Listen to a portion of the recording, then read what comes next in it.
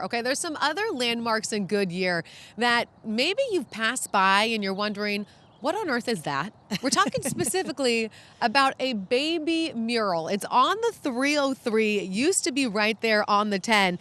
People call it iconic. The big baby mural, it sits on the edge of the Duncan family farms. But do you know the inspiration? Okay, so it's a 20-foot picture of a giant baby, and it's actually 27-year-old Jamie Lawton, who was 18 months old at the time. Now, Jamie's family was friends with the owners of Duncan Farms, and because of advertising restrictions, the farm, well, they just weren't allowed to have billboards. So they thought outside the box, wouldn't you say? I'll say, yeah. Right. They said, how about a big baby over here as a way to show people the farm was nearby? For Jamie, the big baby is a sign of her past, but for the Duncans, this is also a message about the future.